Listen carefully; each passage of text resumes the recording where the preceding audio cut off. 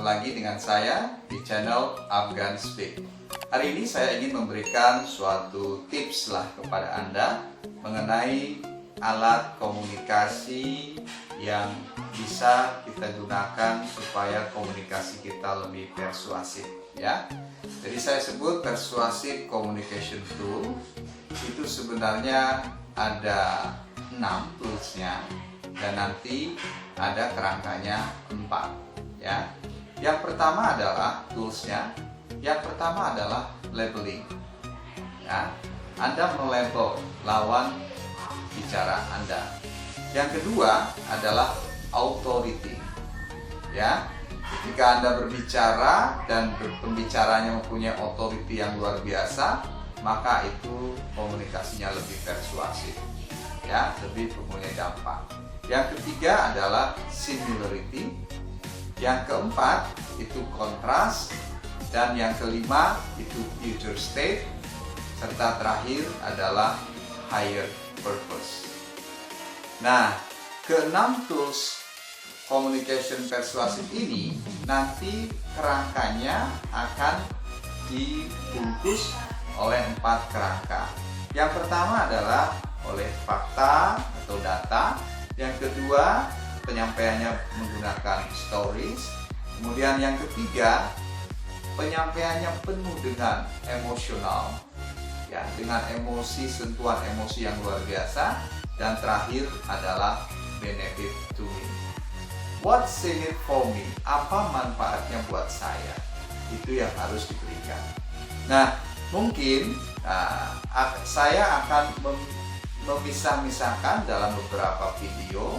Tidak semuanya dijelaskan dalam satu video. Jadi stay tune di channel saya, dan supaya Anda cepat mendapatkan update mengenai video-video saya, jangan lupa subscribe dan like serta sharing video ini apabila bermanfaat untuk Anda. Oke, kita mulai ke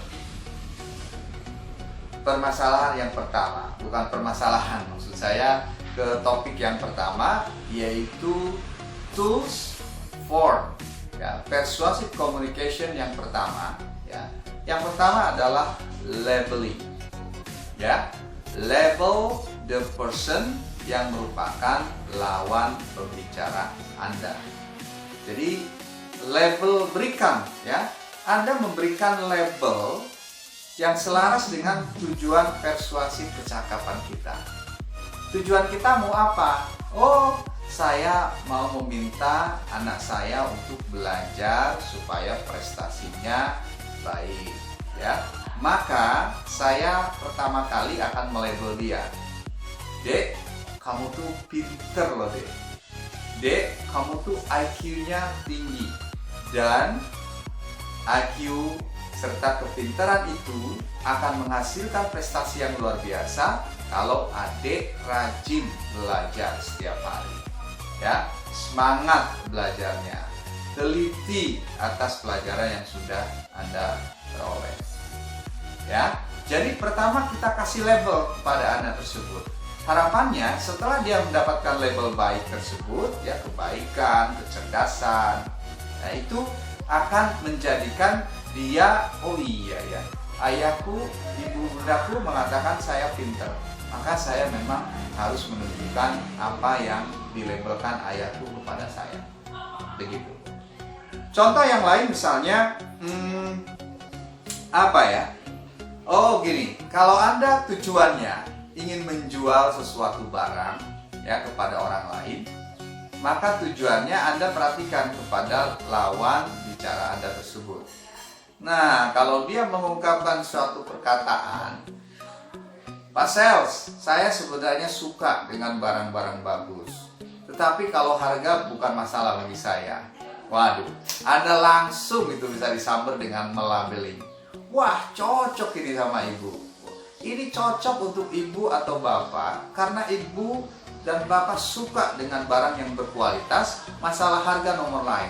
Ini barang saya berkualitas, ini manfaatnya dan lain sebagainya. Anda langsung jelaskan mengenai features daripada itu. Jadi pertama kali labeling orang tersebut untuk hal-hal yang baik, ya, untuk hal-hal yang mengenai kecerdasan, kepintaran dia, atau mungkin apa ya, high taste itu apa ya, selera dia yang tinggi, itu labelkan dan uplift ya, tingkatkan, naikkan ya, dia supaya mendapatkan kita dapat akhirnya persetujuan untuk tujuan yang ingin kita sampaikan ya. Atau kalau Anda sebagai seorang pemimpin di divisi sales ya, Anda akan mengatakan kepada mungkin tujuannya adalah Anda ingin sales force Anda itu bekerja lebih hebat daripada sebelumnya ya, maka Anda bisa mengatakan, teman-teman sekalian, saya merekrut Anda menjadi tim sales kita ini karena saya melihat Anda adalah profil sales yang hebat dan luar biasa. Anda adalah sales yang hebat dan luar biasa. Ya, dan kehebatan atau keluar biasaan karakter sales Anda itu kalau ditambahi dengan kerja keras dan kerja cerdas, itu pasti akan menghasilkan penjualan yang luar biasa. Nah, di situ Anda sudah tepat sekali memberikan label kepada sales Anda, dan diharapkan sales Anda akan bekerja lebih keras lagi sesuai dengan harapan kita. Ya. Nah, contoh yang lain misalnya, kalau Anda tujuannya ingin misalnya meminta donasi kepada orang lain, ya, maka yang pertama lagi-lagi Anda labeling orang yang ingin menjadi tujuan Anda untuk memberikan donasi, bahwa Bapak atau Ibu, saya perhatikan Bapak dan Ibu ini cukup murah hati, orangnya humble, orangnya senang berbagi, dan saya yakin sepertinya dalam kondisi apapun Bapak dan Ibu, saya melihat itu tidak mempengaruhi Bapak Ibu untuk berbagi.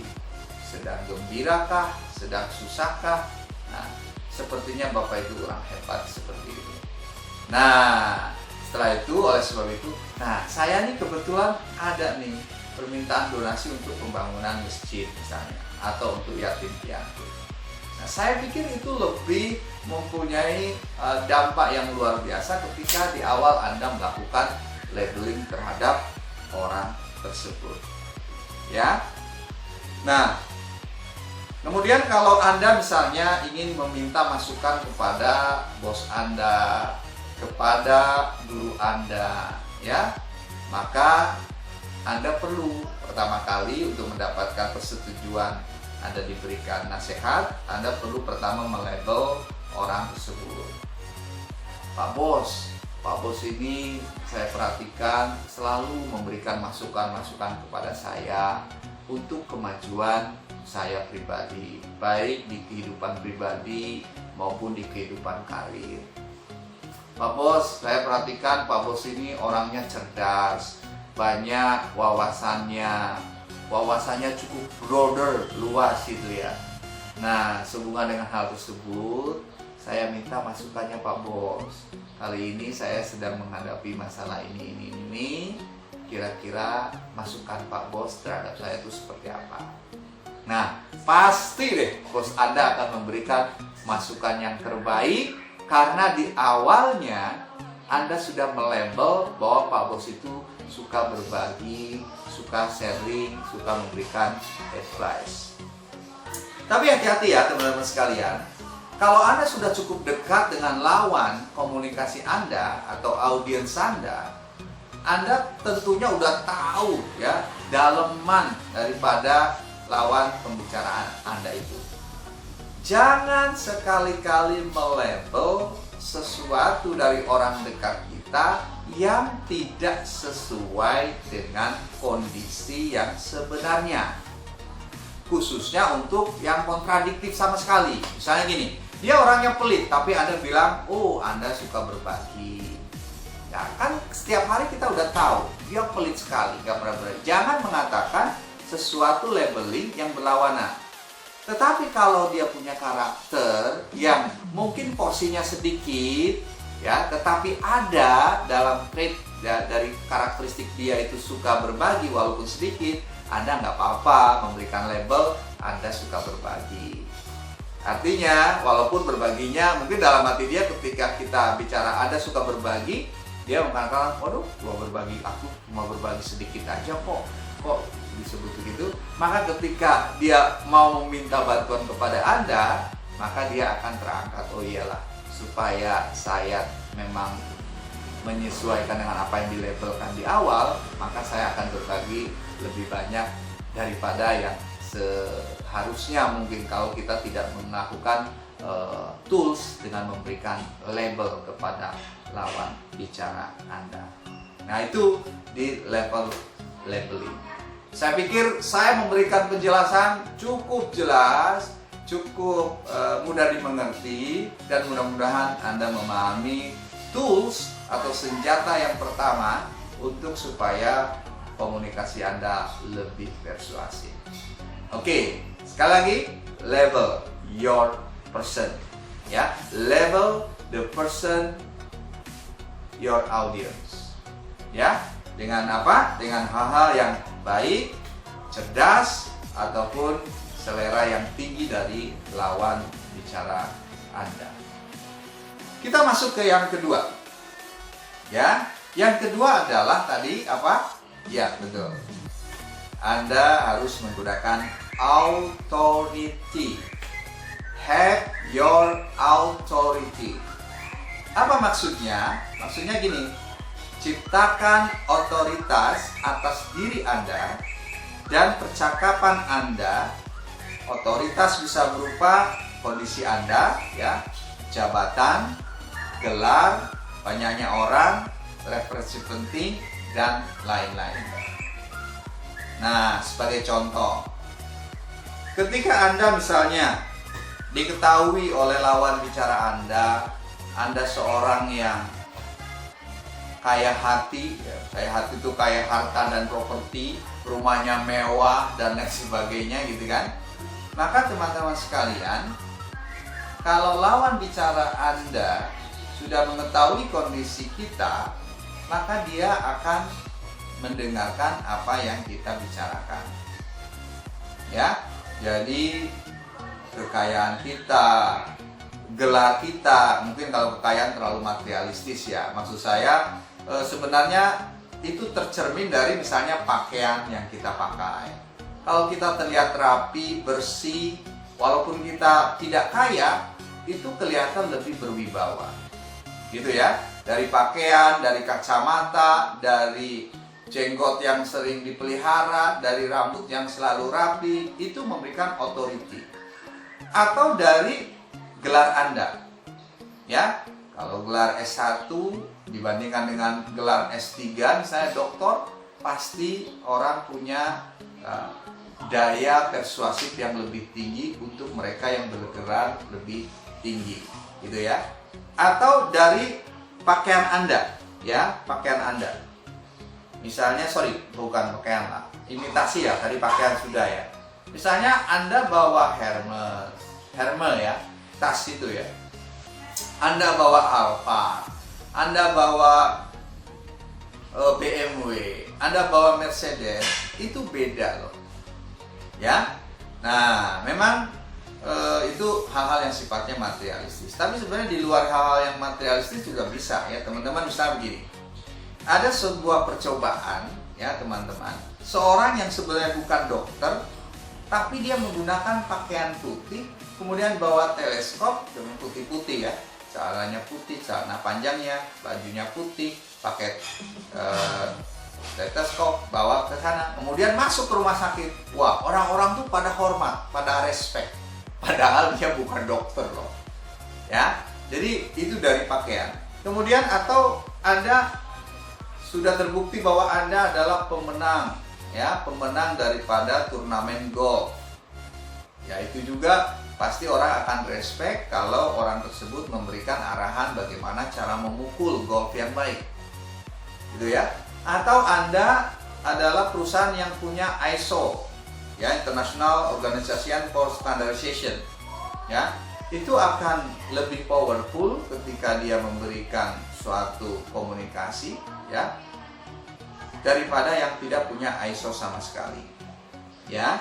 Jadi bahkan di Amerika, ini dari buku yang saya baca, ya, bahwa di Amerika dilakukan survei nih. Seorang yang pekerjaannya satpam, kemudian dia memerintah anak kecil untuk melakukan sesuatu, misalnya buang sampah deh, gitu kan. Ketika dia tidak pakai pakaian seragam lengkap satpam, maka anak kecil itu menurutnya hanya sekitar 20% dari perintah yang dia lakukan.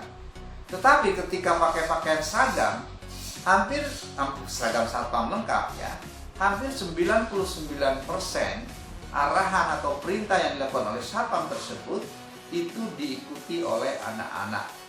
Nah, itu contoh daripada kita mempunyai authority, supaya apa yang kita sampaikan itu, ya, akan mempunyai daya persuasif yang luar biasa. Atau authority itu karena Anda kantor keren, Anda bekerja di Pricewaterhouse, Anda bekerja di EY, Anda bekerja di The Big Four Consulting, ya, maka ketika Anda berbicara tentu orang akan respect, ya. Kemudian atau authority ini menggunakan apa, ya, menggunakan institusi atau suatu dokumen yang mempunyai otoritas secara institusional. Misalnya gini, berdasarkan keputusan Mahkamah Agung, nah, berdasarkan undang-undang pajak, misalnya pajak penghasilan, pajak pertambahan nilai, pasal sekian, ayat sekian, ya, atau yang lainnya lah, ya, itu akan lebih powerful daripada kita menjelaskan menurut pendapat kita, ya. Atau contoh yang lain, saya sengaja memberikan contoh-contoh yang detail supaya teman-teman atau sahabat Afgan memahami dengan benar apa yang dimaksud oleh penjelasan saya. Ketika anak diperintah, "Hei, jangan main terlalu sampai larut malam," gitu kan. Mungkin ada yang nurut, ada yang enggak. Tetapi ketika dibilang, "Ayahmu berpesan kepada saya bahwa Anda harus pulang sebelum pukul 5. Kalau enggak, nanti diberikan konsekuensi oleh ayah bundamu," ya, maka itu akan lebih powerful karena itu mempunyai otoritas yang lebih hebat. Apalagi kalau ayahnya galak, gitu ya. Betul-betul kalau ngasih ancaman konsekuensi, benar-benar konsekuensi itu diberikan kalau dilanggar, ya. Jadi banyak, ya, teman-teman sekalian, contoh-contoh bahwa ketika kita mau menyampaikan suatu pesan supaya mempunyai daya persuasif yang lebih tinggi, maka saya minta tolong teman-teman ciptakanlah authority yang powerful untuk tujuan komunikasi kita. Saya pikir untuk video kali ini 2 saja dulu. Yang pertama adalah labeling, yang kedua adalah miliki authority atau menggunakan authority yang Anda punya untuk mencapai tujuan komunikasi Anda lebih persuasif. Sampai ketemu di video berikutnya, dan apabila, ya, materi ini cukup bermanfaat, saya minta teman-teman sahabat Afgan untuk like and subscribe serta share video ini kepada sahabat Afgan yang lain. Terima kasih, sampai jumpa di video selanjutnya.